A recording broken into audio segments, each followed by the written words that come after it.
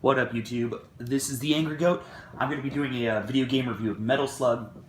I've been wanting to do this for quite some time now. Metal Slug is one of those games that people talk about shooters, and they talk about Contra and things like that really kind of defined a genre and defined a generation. And for me, Metal Slug was one of those games that, because it was on the Neo Geo, it didn't get a whole lot of exposure. I mean, unless you were in an arcade. This particular one is the arcade version, so it will look a little different. But the Neo Geo version really wasn't that much different. I mean, these Neo Geo carts were like 330 megs, which at the time were huge. I mean, they were just ginormous, especially when you compared them to such things at the time, like Super Nintendo. I mean, this came out in '96, so you're probably thinking like PlayStation 1 almost. But you got to remember that these were on cartridges. So let's go ahead and get some tokens here. I'll play to 8 credits. So basically it tells you how to play. If you've never seen Metal Slug before, it's basic run and gunner. You have effectively infinite handgun ammo, and then you have your grenades here, like so, and guys run at you, and the whole point of the game is to rescue people that are wounded in action. So if you notice one thing about this game that's really cool right off the bat is the blood. This is a graphic game, especially for the time. I mean, I know today's standards it's ridiculous, but at the time, I mean, to shoot somebody and see blood come out was huge.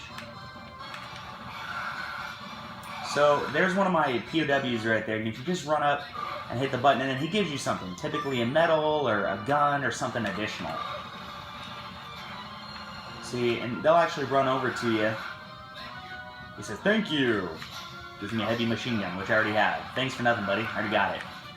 So this game does have limited ammo, but it gives you guns so much you're not really going to run into it. This one's cool. This is the flamethrower. I call this the Holocaust machine. Oh, don't want the heavy machine gun. Here we go.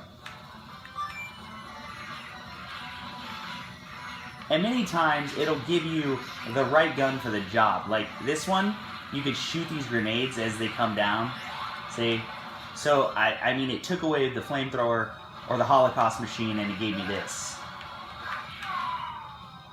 But the game is pretty cool. It's also one of those games that really stood the test of time. I mean, here we are in 2015, or 2016 now, and people can still play this game. It looks good. I mean, I'm playing it on an HD TV. I'm running it through just simple composites, so audio-visual.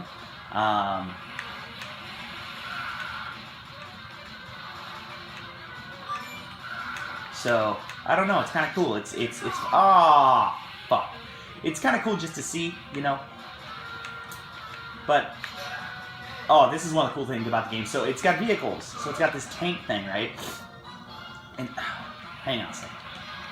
So, it's got the tank thing. You get in the tank, and the tank is cool because the tank can jump. Like, what the fuck? Oh, shit, he's bombing me, son. Ah! But the tank can also shoot. You got cannons, but you gotta collect gas and stuff for it. But the game is just really cool. I mean, the level design is great. The animation is good. I mean, the sprites on this thing are just amazing. And what's really great about it is that the sprites are drawn. And if you guys don't understand by what I mean the sprites are drawn, the graphics are actually drawn. They're not as computer generated as people would think.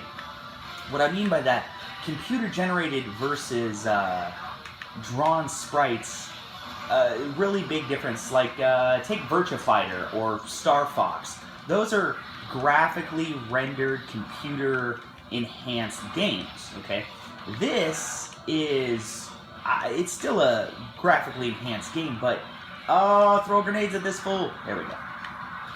It still is, but the sprites are drawn. Whenever you have a sprite or a graphic that is drawn, you're always going to... It's always going to look better when you blow it up, you know? It's always going to look more like a video game, I guess you can say. There's some games that I've tried to play recently in this resurgence of video games that just has not, I mean, maybe it's because it wasn't what I was when I was little, or, you know, anything, but, you know, it's one of those things where I'm like, God, this game looks like crap. Like, I played Virtua Racer, and I remember when Virtua Racer came out, oh my gosh, I was like, this is what driving looks like, and heck, the world is polygons. I mean, oh shit. I mean, if the world is polygons, I mean, yeah, but it doesn't look anything like the world. And I understand what they were going for, but I don't know. I'm just not a huge fan, especially now. Like, I wish I would have been a game critic in the day, but it really set the way for 3D gaming. Alright, Holocaust Machine. Ah, get some, you bitches! Yeah. See, these guys are floating out with bazookas. Oh. Take the grenade. There we go. I mean, there's a lot more going on this screen than on Contra. Look at that monkey down there doing push-ups. What you know? What you... Ha! Alright, now the water, if you go down there, the water will kill you, so... see, I just wanted to show it to you guys. I'm playing this on an emulator, only because I'm not rich enough. I mean, I only got like 21 subscribers, so I'm not rich enough to buy the actual machines. I'd love a Neo Geo, but the simple fact of the matter is they're ridiculously unaffordable. I mean, the other day I was in my local game shop, and I bought Super C for the NES. And for those of you that don't know what Super C is, it's basically the Contra, part 2 of Contra.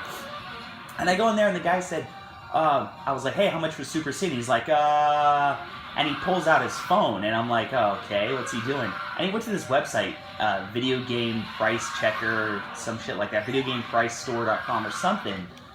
But you go there, and what it does is it tells you what video games have sold for in the past 30 days on eBay and Amazon and stuff like that. And to me, that website is so bullshit. Like, I don't care if people in a different part of the country bought a game for $30. Like, I mean, I don't know. I know why they have to do it. They have to protect from resellers. Guys going in there and saying, oh, I'll give you $15 for Contra, and then selling it for $30 on fucking eBay or some shit like that. But really, honestly, I mean, for people that want to play the games, it's very, very, very frustrating to see things like that. And the demand for retro gaming recently, it's become trendy. I mean, yeah, these games are awesome, but when I see people reviewing these games and they're like 15 years old, I was like, okay. So, like, I was almost done with high school and you guys are just born, you know? And they review these old games, you know, and I hear a lot of the same crap regurgitated. Oh, this game was innovative and blah, blah, blah, blah. Bitch, you don't know anything about video games. It's like, you don't know what, like, waiting for Donkey Kong was, or stuff like that. I mean, I'm sorry, Donkey Kong Country. I remember when, like, dude, I remember when Punch-Out came out. I was like, oh my gosh, this game is absolutely amazing. So,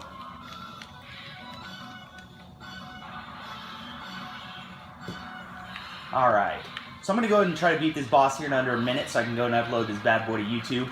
Be sure you click and subscribe. I'm going to be doing some other game reviews, just some random topics and stuff like that. So if there's a specific game you want to see on a certain system, go ahead and comment in the section below, and I will do my best to review it. I don't plan my reviews, I just sit down and play the game. So even if it's a super rare game, I probably have it. I appreciate you guys watching, and I hope you have yourself a wonderful day.